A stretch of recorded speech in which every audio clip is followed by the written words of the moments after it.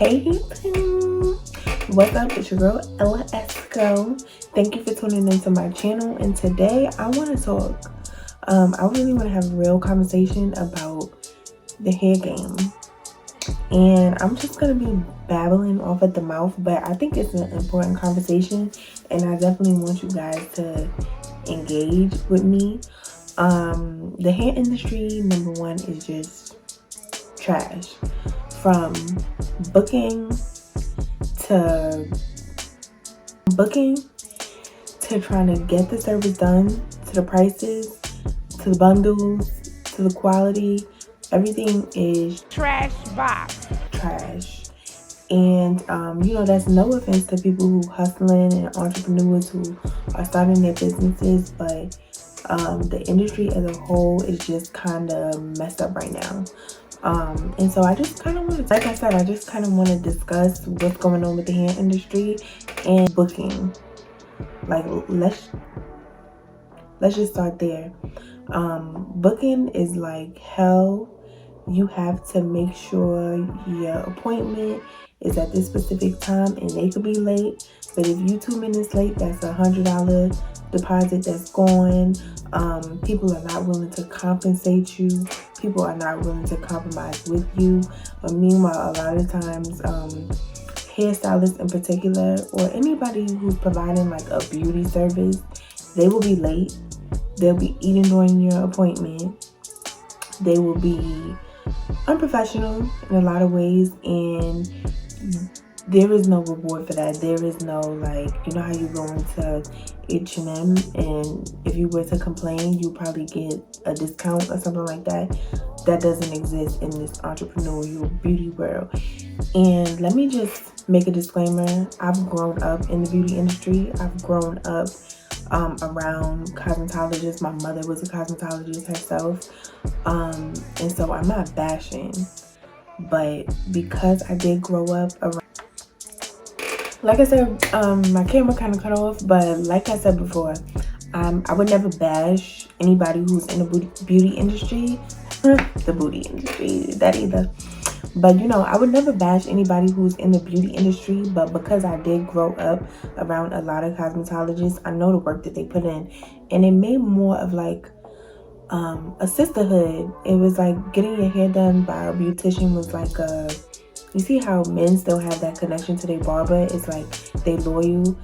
I would never suggest my friend be loyal to somebody's hairstylist because they don't provide anything special. You can literally hop on Instagram from page to page to page to page just to see like who melts your lace the best. And a lot of times these women are not even growing your hair. And that's something for like, especially, we talking and we being honest, for Black women, because Black hair has been such a sore subject in our culture, and we are made to feel like if our hair is not growing, we're not beautiful, or if it's not long, or even if it's just not manageable, we're not beautiful. 100% that is not the case, but it is something that no matter what shade tone as a Black woman you will encounter. The beauty industry used to be something that uplifted you and made you feel good, and I just don't feel like women are really getting that experience in this climate of the beauty industry.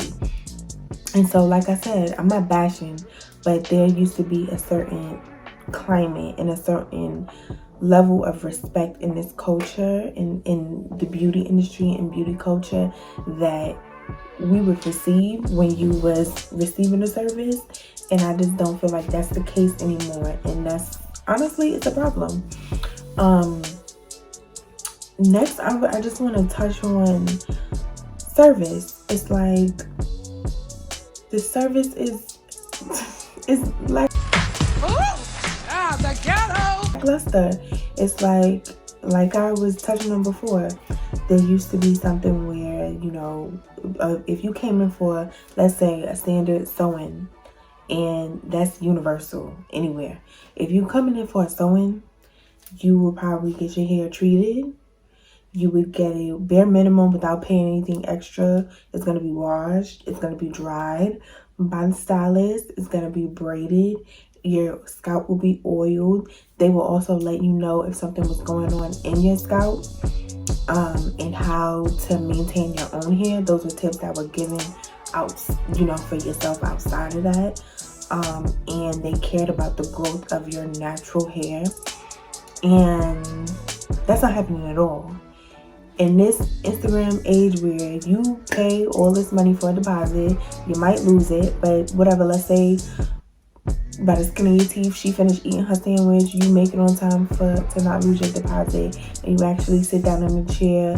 They don't give a damn about if your hair is breaking off, if it's damaged. They don't care about none of that. They don't even care about if your hair grows or not. It's just sit down, let me lay this wig. And that's not, that's never been what the hair experience was really about. I said what I said, As and always. I'm not changing on it, okay? Okay. That's it. And so I feel bad when you have to pay all of this money, and we'll get to that. But you pay all this money for a service, and you might not know if you will really get the full service that you need, or you take this wig off, but after that, your edges are gone. And I'm not making up like fictitious stories. This is real situations that happen. Like your edges might be gone, your scalp is as dry as a chip.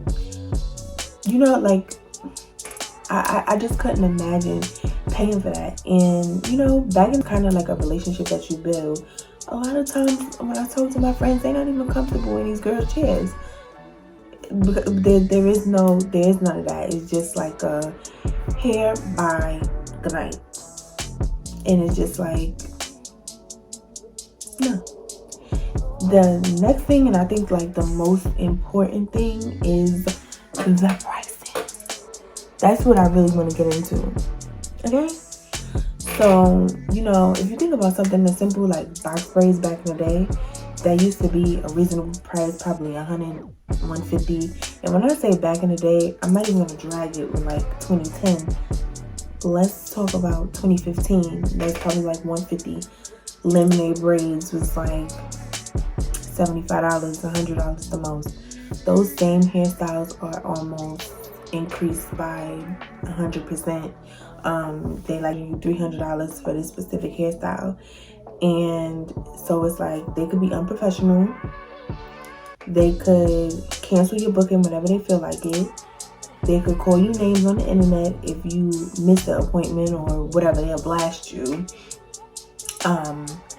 And then on top of that, you getting half of the service, and then you have to pay $400 for a wig.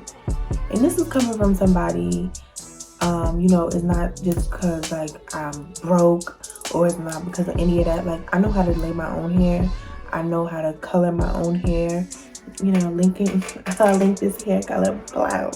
But it's not because of any of that. It's like I know how to do this stuff, and I know how long it takes. And I definitely feel like when you're talented and you're gifted, your price is your price, and nobody can step on that.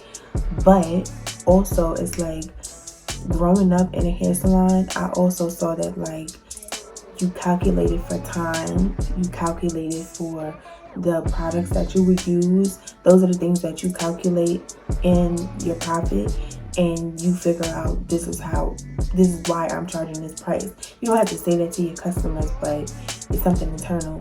A lot of times girls are not even doing that.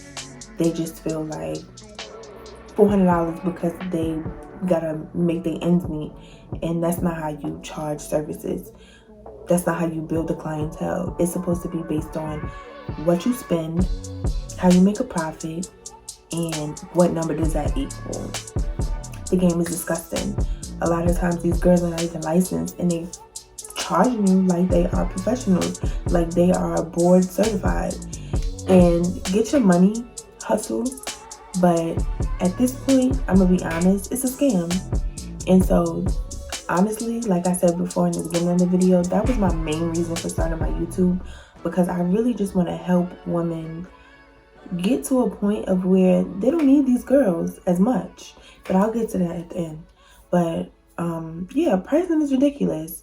Whether it be a wig, a closure, the prices that people are charging for bundles, it's like you're gonna charge me for this amount of you're gonna charge me this amount for one bundle when I know you went to AliExpress, because it don't even need like top quality bundles, like, let's be honest. And that's why, regardless of how I always feel about AliExpress hair, I always try to promote it, because it's usually the same damn thing. It's not like a lot of vendors are even breaking their necks to go to China or to actually do research on the type of hair that they're selling, whether it be like from Hindu women who are donating their hair as sacrifice and is being sold, or it could be coming from a dead person somewhere. They have no idea, and they're not going to these factories or these manufacturers or wholesalers to even find out. They're literally being sent the hair, slapping a sticker on it, and giving it to you. And if that's the case, your profit margin should be a little bit lower. But they want a Chanel bag, so they're going to charge you like they're getting the Chanel bag out of you. And It's getting weird.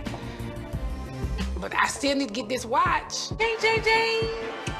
honestly, that's not what customer service or even providing a good or service to people is about. And you don't have to like it, but if you can relate, like if that burnt in your chest, you are part of the problem. And like I said, I'm somebody who wanted to be a beautician, and I ultimately thought that this is what I was going to do with my life. But I would never beat people in the head for prices, because you're dragging it. And I'm never cocky, I'm very humble, but my hands are gifted when it comes to coloring, or just I can look at something and I can literally recreate a color. That's just things that I'm very confident in and I know about myself. Even with knowing all of that, I would still never try to overcharge somebody because I want something personally. I said what I said. As and always. I'm not changing on it, okay? Okay. That's it. So that's not how you provide a service. Lastly, I kind of touched on each of these other little subjects and bullet points, but professionalism. A lot of times in these salons, girls will have their homegirls in there. They'll be gossiping about somebody's business that you probably know because they don't know who you know. They'll be late. They'll be eating. A lot of times, something huge on social media I see is if somebody is late or canceled, and people are human. I'm not saying that you have to accept that into your business, but people are human and things happen. But these stylists or people who are providing service will be blasting customers on the internet. I'm just not ready for all of this. It's just and it's like, where do they do that at? But because business on social media gains clout, people feel like they don't need the common customer. Like if a girl did Alexis Sky hair, or she gave Jada a facial, F you as a regular girl. You don't matter because she don't need your type of business anyway. And if you've ever experienced that, like, honestly, take your dollars elsewhere. Take your dollars elsewhere, because you are important. You're the reason that she's in a Louis bag or she's in Aspen on vacation. And that's not to downgrade or disrespect anybody, but we're all making our own money and trying to make our own way. So don't let anybody disrespect your dollars, And honestly, want to help girls, like, maybe if you learn how to pluck a frontal or you learn how to do the watercolor method on an old unit, you don't have to go to these people as much. And then maybe when they're losing business because you're learning something on YouTube, maybe they'll respect your body. Maybe they'll like shape up their business, because I just can't imagine paying $300 for a closure wig and like it only lasts me for a week or something like that. Like the game is just messed up. And I know everybody that I know who has to like go out into the world, go out on social media and find these stylists are fed up. And so like I said, I'm not here to bash, but I just want the beauty industry to be better. Because honestly, as a Black woman, this, the beauty industry became a safe haven for us, and it's something that's fun. And I don't think that the fun and creativity that I experience when I'm doing my hair by myself should be taken out of the salon or professional environment, because I grew up on that, and it's like slowly dying and being stripped away. And so I think that as women, we have to teach other women, you respect their hustle, but take back your dollars if people don't respect them. And so, let me know any experience that you've had. Let me know down in the comments below. If you like this video, if you like this kind of content, feel free to like, comment, and subscribe. Also, follow me on Instagram at always Aries Season. And don't forget to add my SoundCloud